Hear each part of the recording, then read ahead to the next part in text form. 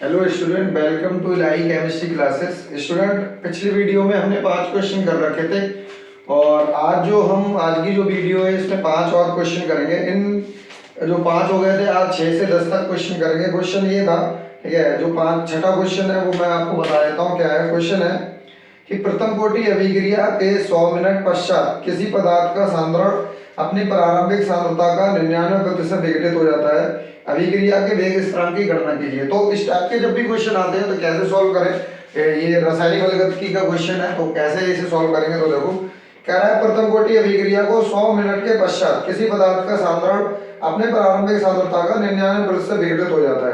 अभिक्रिया के वेग स्थिरांक की गणना कीजिए। चाहे अभिक्रिया का वेग स्थिरांक बोले चाहे अभिक्रिया का द्रव्यतांक बोले, बात एक ही है। तो देखो क्या कह रहा है, ये 100 मिनट में, तो टी बराबर कितना है, टी बराबर हो गया 100 मिनट। अब पता है ये मिनट है, इसे सेकंड में चेंज करेंगे तो 100 की गुणा कर दो आप 60 से, तो ये हो जाएगा आपका, ठीक है, 6000 सेकंड। 6000 सेकंड के पश्चात पदार्थ का सांद्रण प्रारंभिक सांद्रता का 99% विघटित हो जाता है। अब 99% विघटित हो जाता है तो प्रारंभिक सांद्रता ए बराबर कितना होगा, 100%, और x बराबर कितना होगा, 99% विघटित हो जाता है। ठीक है, 99% क्या हो जाता है, विघटित हो जाता है। तो विघटित अभिक्रिया के वेग स्थिरांक की गणना कीजिए। k का मान आप ज्ञात कीजिए। प्रथम कोटि अभिक्रिया के व्यंजक आप लगा दो। प्रथम कोटि अभिक्रिया का व्यंजक क्या होता है, kT बराबर 2.303 log 10 बेस a/a-x। अब सारी की सारी वैल्यू आपको पता है, तो जो k की वैल्यू चाहिए तो k बराबर हो जाएगा 2.303 बटे t log 10 बेस a/a-x।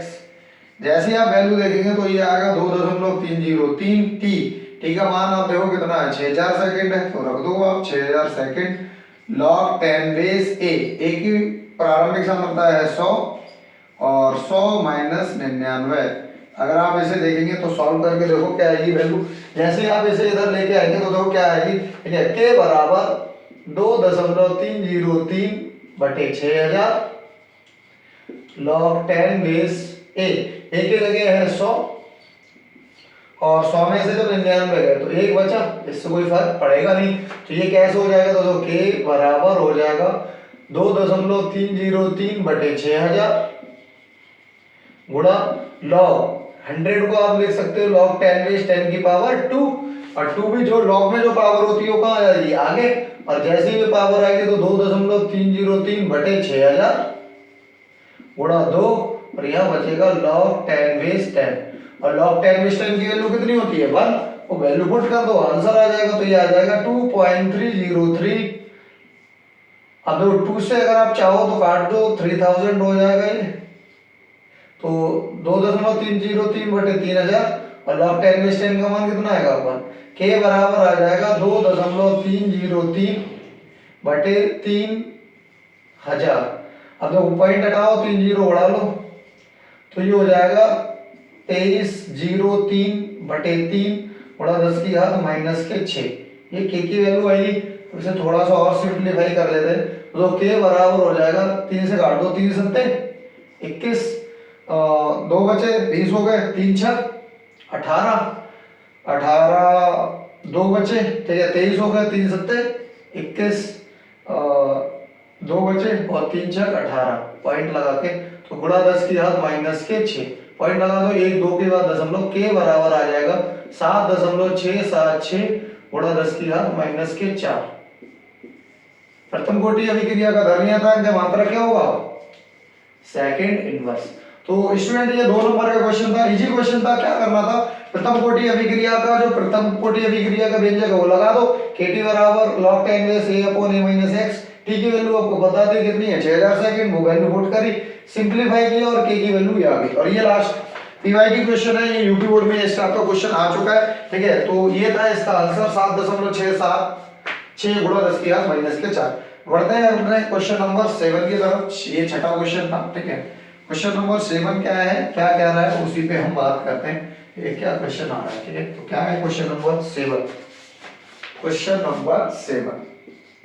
तो क्वेश्चन नंबर 7 जो है ये बिलियन से क्वेश्चन है, बढ़िया क्वेश्चन है। और इस टाइप का क्वेश्चन अगर हम देखें बार बार अगर आप देखेंगे लास्ट 10 ईयर्स के अगर पेपर आप उठा के देखेंगे तो कई बार ये क्वेश्चन आया और बार बार क्वेश्चन आता है। कई बच्चे इसको कह देते हैं रॉन्ग है, वैल्यू इनकरेक्ट है। ऐसा कुछ नहीं, बड़ा सिंपल है। देखो मैं आपको बताता हूँ, 27 डिग्री ताप पर यूरिया जिसका अणुभार दे रखा है 60 ग्राम पर मोल है, 5% W/B जलीय विलयन का परासर दाब ज्ञात कीजिए। R बराबर दिया है, ठीक है। तो देखो कैसे इसे सॉल्व करते हैं, ठीक है। तो ये आपका अणु संख्या गुणधर्म का है और परासर दाब का फॉर्मूला लगेगा। तो देखो क्या है, कह रहा है T बराबर 27 डिग्री। तो T बराबर कितना, T बराबर है 27। क्या डिग्री सी में रखोगे, ठीक है, नहीं क्या करोगे, 27 में 273 जोड़ दो। आप जैसे जोड़ देंगे ये कितना हो जाएगा, 300 केल्विन।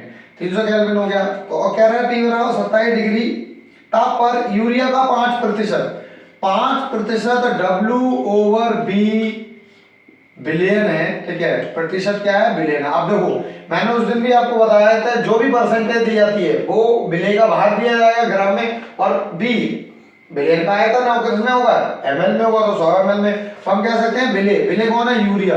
यूरिया का भार आपको दिया है, यूरिया का भार। अब तो यूरिया है बिले, तो बिले का भार क्या होता है, स्मॉल w बराबर हो गया 5 ग्राम, ठीक है। अगर हम बात करें बिलियन का आयतन आपको दिया गया है, तो बिलियन का आयतन और आयतन बी में लगाएंगे। बिलियन का आयतन दिया है आपको 100 ml, जबकि आयतन किस में लगेगा, लीटर में। तो इसको आप 1000 से डिवाइड कर दो और जैसे करेंगे 1/10 लीटर हो जाएगा। 1/10 लीटर कर दो, काटो मत बिल्कुल, सब वैल्यू घट जाएंगे। कह रहा है बिलियन का परासर दाब ज्ञात कीजिए। परासर दाब क्या होता है, पाई का मान आपको ज्ञात करना है, ठीक है। और परासर दाब कीजिए आर का मान आपको दिया गया है, आर की वैल्यू है, ठीक है, 0.0821 लीटर एटीएम पर मोल केल्विन। तो ये उन्होंने मात्रक दे रखा है। अब देखो बिल्कुल सिंपल है। अब यहाँ पर पहले बार हम ये सोचे क्या वोल्टा कारक लगेगा, तो देखते हैं जरा। यूरिया आपका कैसा है, वैधोधर्म पकड़ते हैं, ठीक है। ये तो वियोजित होगा नहीं पानी में, तो वाटर में वियोजित नहीं होगा, तो इसका मतलब है इसका वोल्टा कारक नहीं लगेगा। और सिंपल आप फॉर्मूला लगा देंगे कौन सा, ठीक है, परासर दाब बराबर पाई बराबर CRT। अब जैसे आप ये समीकरण लगाते हैं तो देखो C क्या है, सांद्रता है। दो सांद्रता बराबर होता है, सांद्रता बराबर होता है विलेय के मोल बटे विलेय का आयतन लीटर में। तो ये आइए आपके समीकरण दो। अब बता मोल बराबर क्या होते हैं, मोल बराबर होता है विलेय का भार बटे विलेय का अणुभार। तो ये आपकी समीकरण 3 का मान 2 में रखो तो दो सांद्रता बराबर आ जाएगा, ठीक है, W/m × B, और B किसमें होना चाहिए, लीटर में। ये आगे समीकरण 4। समीकरण 4 का मान आप 1 में रखो तो देखो ये आएगा पाई बराबर W/m × B लीटर × RT। अब बस सिंपलीफाई कर लिया है, तो अब जो बहुत इजी हो चुका है, वैल्यू को पुट करना है। तो वैल्यू पुट करो आप। स्मॉल w, देखो स्मॉल w कितना है, 5 ग्राम है, ठीक है, स्मॉल है। अगर हम बात करें तो उसने बोला है यूरिया का अणुभार, तो अगर आप चाहो तो उसने बोल रखा है कि यूरिया जो है उसका अणुभार आपको दे रखा है ग्राम पर मोल, 60 ग्राम पर मोल है। तो ये लगा दो आप 60। आयतन आपको पता है 1/10 है, इंटू आर 0.821 है, और टी कितना है 300। अगर आप सॉल्व करेंगे 0 से तो 0 काट ही दो, तो ये हो जाएगा 0.0821 इंटू 300 और डिवाइडेड बाय 6 से काटो, 6 पंजे 30, ये हो गया 50। अब इसको देखो आप, बराबर कितना हो जाएगा, ये हो जाएगा तुम्हारा 25 250 गुणा 0.0821, ठीक है, मल्टीप्लाई कर दो, एक के बाद पॉइंट हट जाएगा, तो ये हो जाएगा 25 गुणा 0.821, ठीक है, गुणा करो 25 से कम, 25 के 5 हासिल 2, 25 दूनी 50 और 2, 50 और 2 52, 52 के 2 हासिल 5, 25 अट्ठे 205, 200 और 5 है तो 205 हो जाएंगे, और 3 के बाद दशमलव लगा दो, 1 2 3, ये आपका आ जाएगा आंसर। किस में आएगा, हाँ बिल्कुल करेक्ट, एटीएम में, ठीक है। तो ये कितना आएगा 20.525 एटीएम। तो ये भी आपका पिछले साल क्वेश्चन आ चुका है यूपी बोर्ड में, और ये 2 नंबर का क्वेश्चन था, ये था क्वेश्चन नंबर 7। अब बढ़ते हैं क्वेश्चन नंबर 8 की तरफ, और क्वेश्चन नंबर जो 8 है बढ़िया, ये भी बिलियन से ही है, ठीक है, हिमांक में अवनमन से क्वेश्चन है।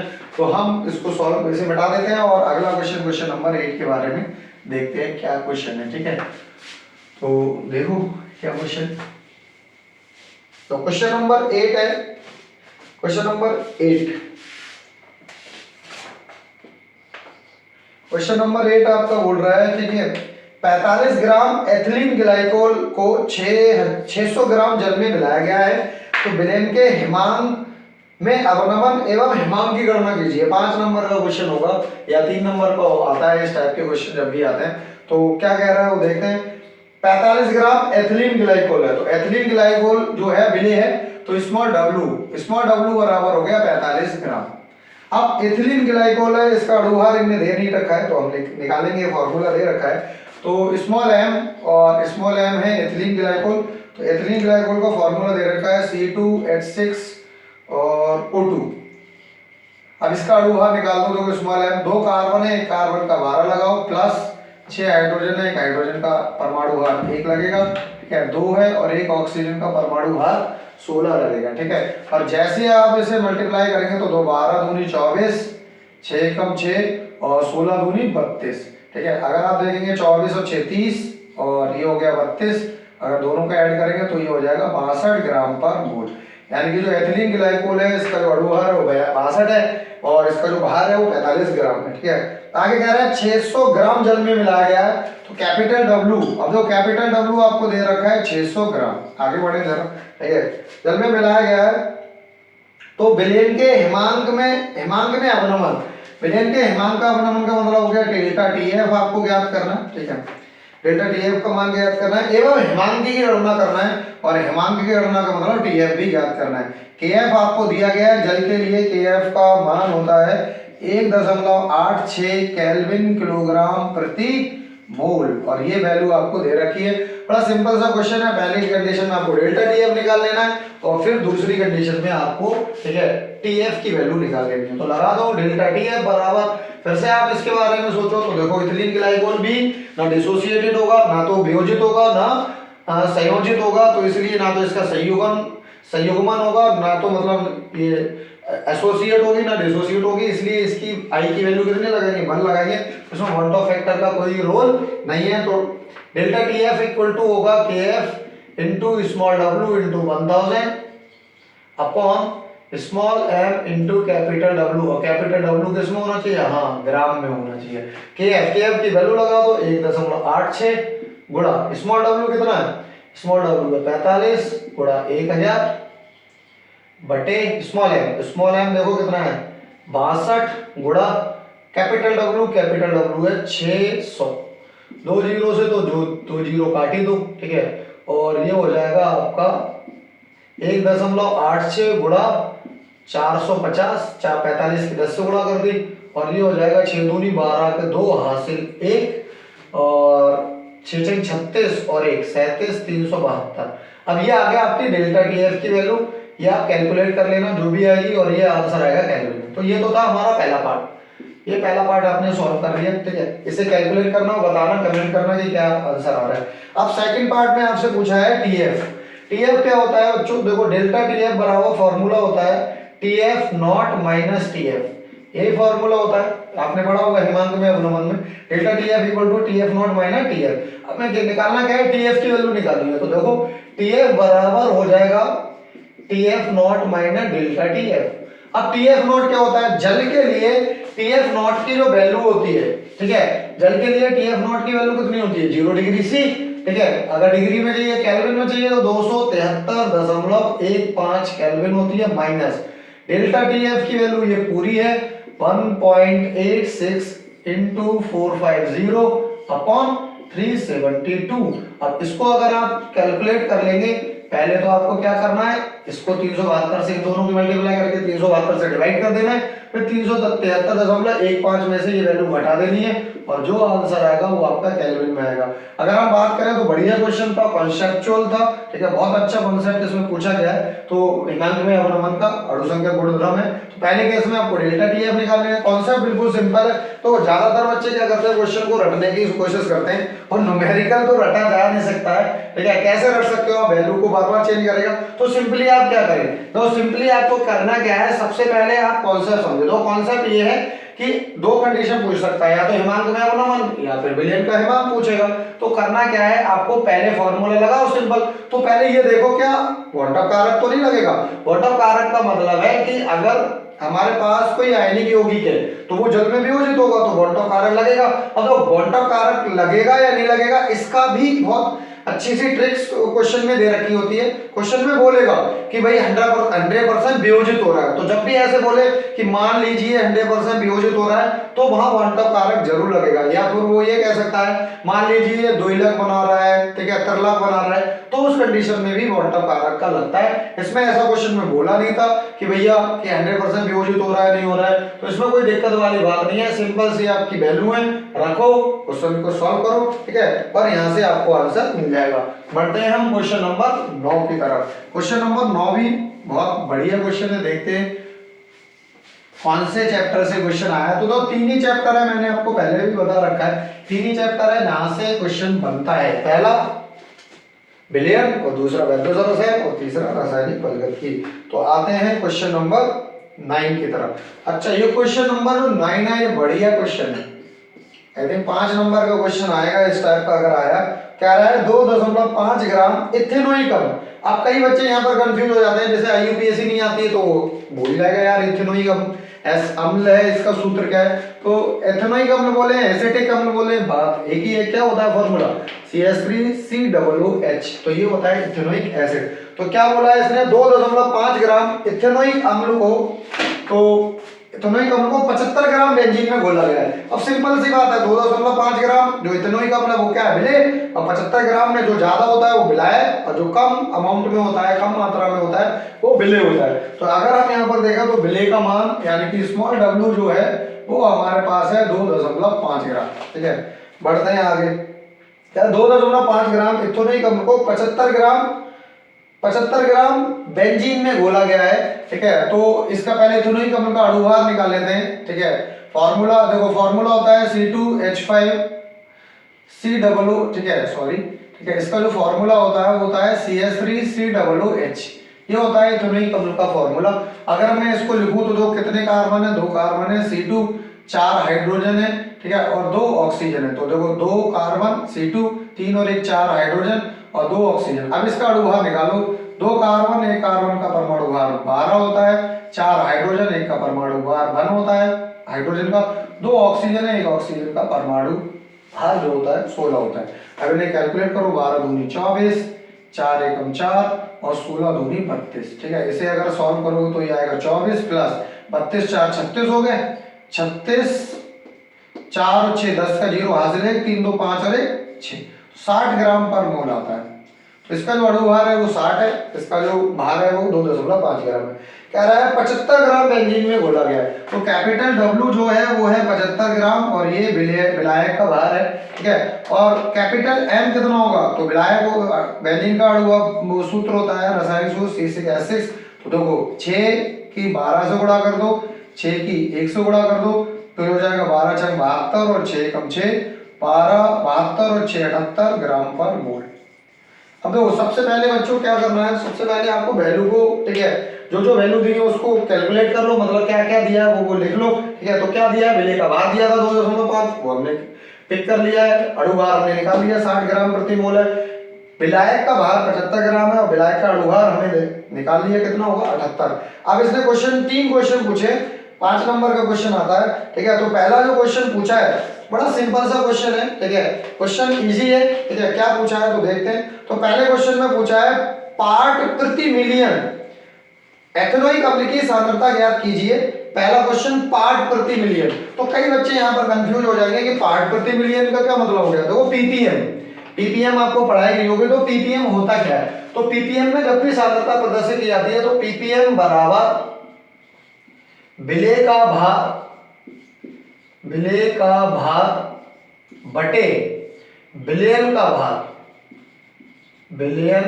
भार गुणा 10⁶ पर मिलियन आपको देखना है। तो आप देखो विलेय का भार तो आपको पता चल गया कितना है 2.5, विलयन का भार हाँ, यहाँ पर कई बच्चे गलती करेंगे, 75 ग्राम लगा देंगे, जबकि ये बिलियन का भार नहीं है। तो अगर आपने 75 ग्राम लगा दिया तो मोए मोए हो जाएगी तुम्हारी, पता चलेगा मोए मोए करते रह जाओगे। ठीक है, तो ऐसा करना नहीं है। तो आपको 75 ग्राम नहीं लगाना है, क्या लगाना है? हाँ, बहुत अच्छे। तो बिलियन का भार बराबर आप क्या करेंगे? बिलियन का भार बराबर विलेय का भार प्लस विलायक का भार, ये आपको लगाना है, विलायक का भार। तो दो बिलियन का भार कितना है, वो विलेय का भार, तो विलेय का भार है 2.5 प्लस विलायक का कितना है, तो विलायक आप देखो कितना है 75। तो अगर आप इन्हें जोड़ेंगे तो आएगा 77.5। सही है, 75 2 77 और 77.5 ग्राम, ये आपका बिलियन का भार होगा। अब आप क्वेश्चन को बहुत इजीली सॉल्व करते हैं। तो पीपीएम में जो सांद्रता होगी पीपीएम, ठीक है, पीपीएम बराबर विलेय का भार, और विलेय का भार कितना है 2.5, और बिलियन का भार कितना है, बिलियन का भार है 77.5 गुणा 10⁶। अब आपको करना क्या है, पॉइंट से पॉइंट को हटा ही दो। ठीक है, अब ये बचेगा 25/775 गुणा 10⁶। अब इसको आप सिंप्लीफाई कर ही लेंगे। कैसे हो जाएगा, काट के देखो, 25 तियां 75 और 2 बचे 25, 1 31 आएगा। तो ये आ जाएगा 10⁶/31। ठीक है, और इसको आप आगे अगर करें तो 2 पावर चुरा लो यहाँ से, और 2 पावर अगर आपने चुरा ली तो ये 100/31 हो जाएगा, गुणा 10⁴ रह जाएगी। अब इसे काट लो, 30 तियां 90, 31 तियां कितने हो गए 93, 31 तियां 93 कितने बचे 7, और पॉइंट लगाओगे 70, और दूनी 3.2 गुणा 10⁴। और ये आएगी आपकी क्या है, सांद्रता पूछी है, तो सांद्रता आ गई आपकी पीपीएम में।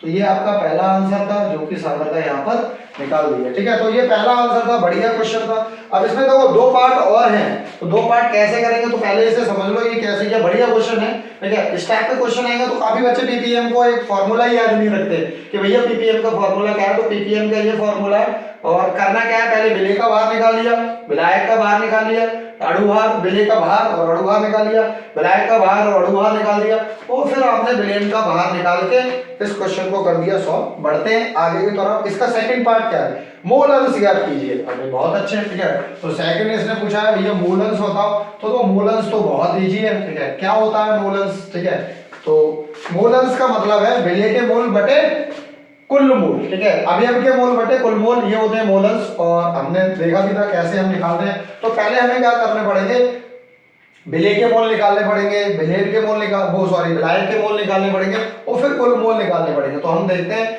विलेय के मोल मान लेते हैं Na।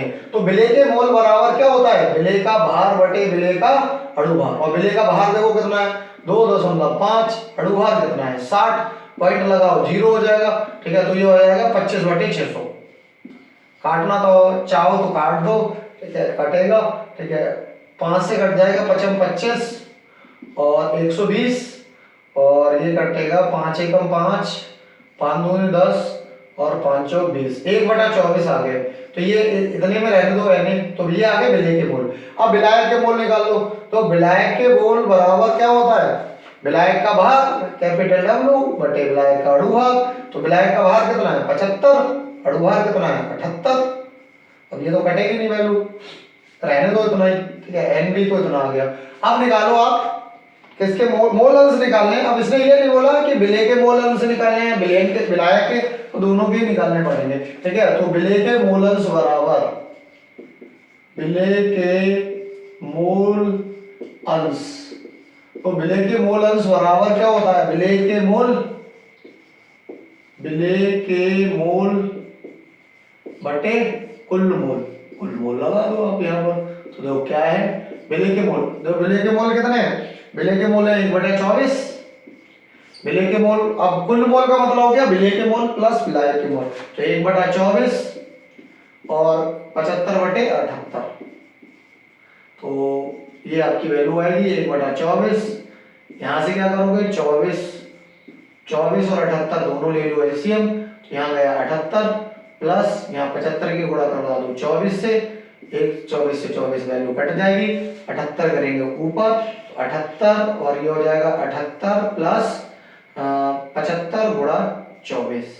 अब इसको आप सॉल्व कर लेना भाई, ठीक है। विलेय के मूल तो आ जाएंगे ये, ठीक है। इसे हम मान लेते हैं चाहिए, मूल को कैसे रिप्रेजेंट करते हैं, चाहिए। अगर जो चाहिए की वैल्यू आएगी तो सेकंड आपको निकालना है चाहिए। तो सबको पता है कि किसी भी विलेय में चाहिए प्लस चाहिए बराबर 1 होता है, और चाहिए बराबर हो जाएगा 1 माइनस चाहिए, और जो भी वैल्यू आएगी वो घटा दो यहाँ पर से, जो भी चाहिए की वैल्यू आएगी वो यहाँ पर आप लगा देना और आंसर आप निकाल लेंगे। अगर आप चेक करना चाहें अपना आंसर तो ये देखें, जो चाहिए वो चाहिए की वैल्यू मिलके एक आनी चाहिए। अगर ऐसा हो रहा है तो आपके आंसर सही है, अगर ऐसा नहीं हो रहा है तो कहीं ना कहीं आपने, ठीक है, गलती कर रखी है। तो चेक करें और फिर से आप ट्राई करें। बढ़ते हैं हम क्वेश्चन नंबर 10 की तरफ। क्वेश्चन नंबर 10, अच्छा इसका एक और पार्ट है, ठीक है, अभी 2 पार्ट और है, सॉरी, ठीक है, अभी 10 की तरफ नहीं चलेंगे, अभी तो टाइम है, ठीक है। तो अभी इसके 2 पार्ट और बचे हुए हैं, ठीक है। 2 पार्ट थे, पहले में पीपीएम में सांद्रता पूछी है, दूसरे में मोलर्स पूछे, और तीसरे में द्रव्यमान प्रतिशतता पूछी है। और द्रव्यमान प्रतिशतता बड़ा इजी भी, ठीक है। तो दो स्मॉल डब्ल्यू आपको दे रखा था 2.5, और ये विलेय का भार है, विलेय का अणुभार हमने निकाल लिया था 60 ग्राम प्रति मोल था, ठीक है, और ये ग्राम था, ठीक है। कैपिटल डब्ल्यू आपको पता है 75 ग्राम है, कैपिटल एम बेंजीन है तो 78 ग्राम प्रति मोल आपने निकाल लिया था। अब इसमें पूछिए, ठीक है, द्रव्यमान प्रतिशतता निकालनी है। तो द्रव्यमान प्रतिशत का मतलब है W ओवर W प्रतिशत, या इसी को हम कहते हैं द्रव्यमान प्रतिशतता, द्रव्यमान प्रतिशतता, सत्ता। तो द्रव्यमान प्रतिशतता बराबर क्या होता है, विलेय का भार, विलेय का भार बटे विलेयन का भार, विलेयन का भार गुणा 100। प्रतिशत में 200 लगा देंगे। विलेय का भार, विलेय का भार है 2.5, हाँ भाई, विलेयन का भार फिर से आप ध्यान रखना, ठीक है। ये मोई मोई वाला कॉन्सेप्ट है, यहाँ पे दिक्कत हो जाती है। विलायक का भार लगा देते हैं बच्चे 75, तो फिर आंसर।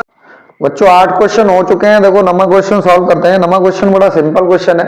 इस क्वेश्चन में भी 4 पार्ट दे रखे हैं, और ये चारों पार्ट हैं वो थोड़े से टफ हैं, ठीक है। इतने टफ नहीं है कि आपसे सॉल्व ना हो, ठीक है, इजीली आप कर सकते हो।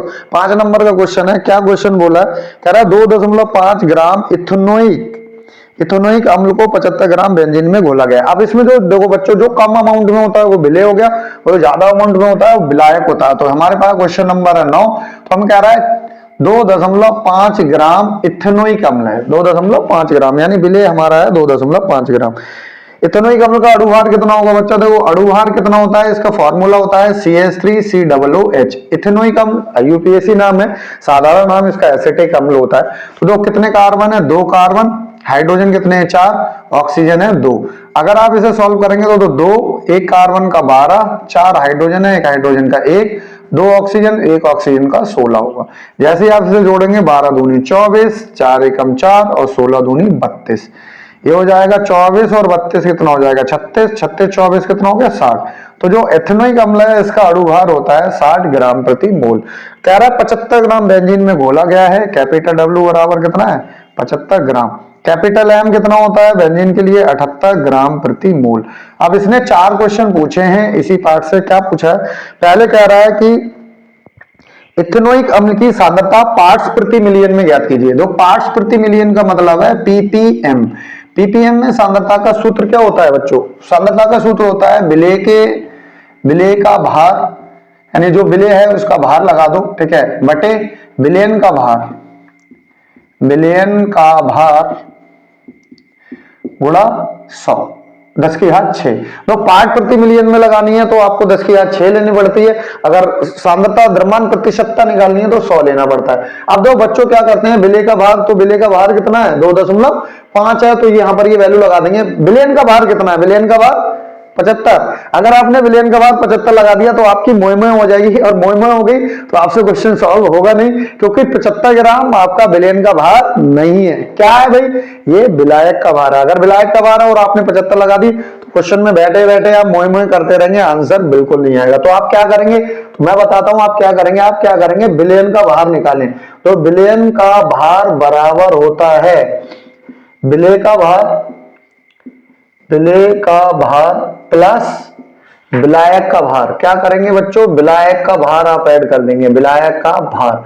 अब आप मुझे बताओ विलेय का भार कितना है 2.5, विलायक का भार कितना है, विलायक का भार 75, 75 में 2.5 जोड़ेंगे, ये आएगा 77.5 ग्राम। तो ये आ गया आपका विलेयन का भार। तो विलेयन का भार 75 नहीं लगाएंगे, कितना लगाएंगे 77.5 लगाएंगे। आप पीपीएम में निकाल लो सांद्रता, पीपीएम बराबर विलेय का भार यानी 2.5 बटे 77.5 गुणा 10⁶। पॉइंट से पॉइंट हटा दो, 25 से कम 25, 25 तिया 75, 2 बचे 25, 25 से कम 25, तो ये हो जाएगा 10⁶ बटे 31। अब क्या करनी है, 2 पावर आप चुरा लो, तो जैसे ही आप चुराएंगे तो ये हो जाएगा 100 बटे 31 गुणा 6 में से 4 2 पावर चुरा ली, 4 बचेगी, तो दो 31 तिया 93, तो 93 7 बचे, पॉइंट लगा के 70, 31 दूनी 62 और 70 बचे 8 80 हो गया, और 31 दूनी 62, 3.22 गुणा 10⁴, ये आएगी बच्चों सांद्रता आपकी पीपीएम में। तो पहला तो आंसर आपका यहां से हो जाएगा सॉल्व, यानी पीपीएम में सांद्रता आपको मिल जाएगी। अब दूसरा आपसे क्या पूछ रखा है, दूसरा आपसे पूछ रखा है मोल अंश। अब दो मोल अंश जो है, ठीक है, अब यहाँ पर कंफ्यूज हो जाते हैं बच्चे, सर किसका मोल अंश निकालने हैं, विलेय का या विलायक का। तो उसमें ऐसा कुछ बोला नहीं है क्वेश्चन में कि विलेय के मोल अंश निकालने हैं या विलायक के निकालने हैं, उसमें मोल अंश बोला है। तो जब भी ऐसे बोलेगा तो आपको दोनों के मोल अंश निकालने पड़ेंगे, विलेय के भी और विलायक के भी। अब विलेय के मोल अंश निकालेंगे तो विलेय के मोल चाहिए, तो बताओ विलेय के मोल मान लिए मैंने Na, विलेय के मोल बराबर क्या होता है बच्चों, विलेय का भार बटे विलेय का अणुभार। विलेय का भार कितना है 2.5, अणुभार कितना है, अणुभार आपका दे रखा है 60। अगर आप इसे सिंप्लीफाई करेंगे तो Na बराबर आ जाएगा 1/24, यानी कि विलेय के मोल आएंगे 1/24। अब विलायक के मोल कैसे निकालेंगे, तो विलायक के मोल बराबर देखो, विलायक का भार, और विलायक का भार कितना है 75, और विलायक का अणुभार कितना है 78, यही मोल आप रख देंगे। अब निकालेंगे आप मोल प्रवाह। मोल प्रवाह जो होते हैं चाहिए बराबर होता है विलेय के मोल बटे विलेयन के मोल। विलेयन के मोल का मतलब विलेय के मोल प्लस विलायक के मोल। अब बताओ विलेय के मोल कितने हैं, विलेय के मोल है आपके 1/24, विलेय के मोल है 1/24, विलायक के है 75 बटे 78। अब जैसे ही आप ये सॉल्व करेंगे तो 1/24 एलसीएम लो, देखो 24 भी एलसीएम ले लिया, 78 भी आपने एलसीएम ले लिया, तो इधर आएगा 78, 75 गुणा 24। अब आप इसे सॉल्व करेंगे तो 25 से तो 25 कैंसिल आउट, 78 करेंगे ऊपर, ये हो जाएगा 78 प्लस 75 गुणा 24।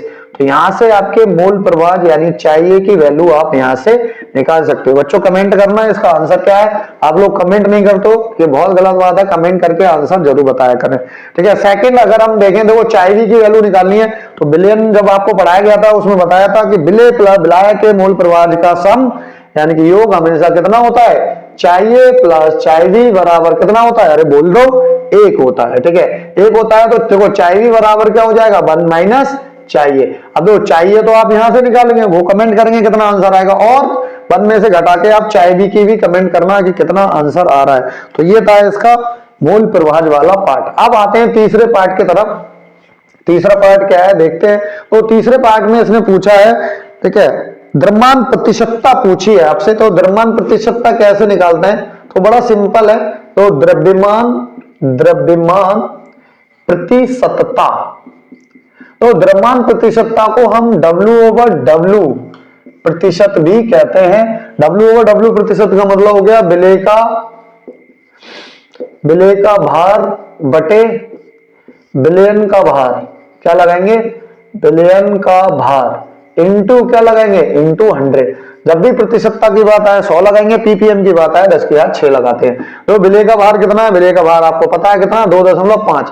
हाँ भाई, विलेयन का भार कितना होगा 75। अगर आपने 75 लगा दिया तो फिर वही हो जाएगा, मोए मोए कॉन्सेप्ट है। मोए मोए का मतलब यहाँ पर आपकी मोए मोए हो सकती है, तो 75 नहीं लगाना है।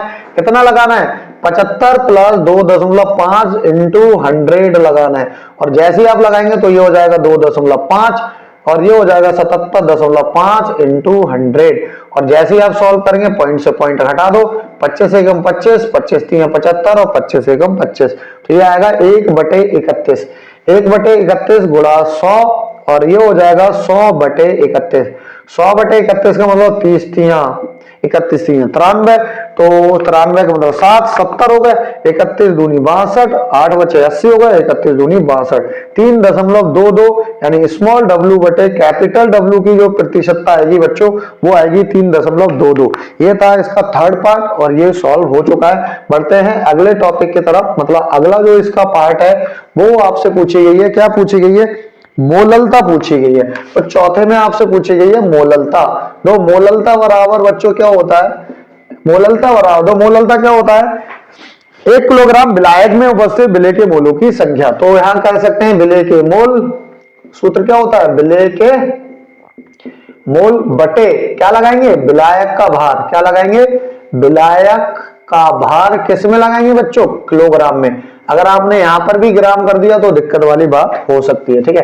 विलेय के मोल बराबर क्या होता है, विलेय का भार बटे विलेय का अणु भार। अब बताओ विलायक का भार, अगर आप विलायक का भार ग्राम में है तो बताओ कितने से डिवाइड करेंगे, 1000 से, क्योंकि आपको किलोग्राम में बनाना है। बताओ विलेय के भार कितना है, स्मॉल डब्ल्यू 2.5, विलेय का अणु भार कितना है 60, और देखो विलायक का भार कितना है 75 और 1000 से आपने कर दिया है डिवाइड। जैसे ही आप सॉल्व करेंगे तो आएगा देखो 2.5 अपॉन 60 इंटू 1000 जाएंगे ऊपर और 75 रह जाएंगे यहीं पर। दो पॉइंट हटाओ, 2 जीरो, तो 2 जीरो से 2 जीरो तो आपको कैंसिल कर देने, 25 से कम 25, 25 तिया 75, ये हो जाएगा 10 बटे 18, 6 तिया 18।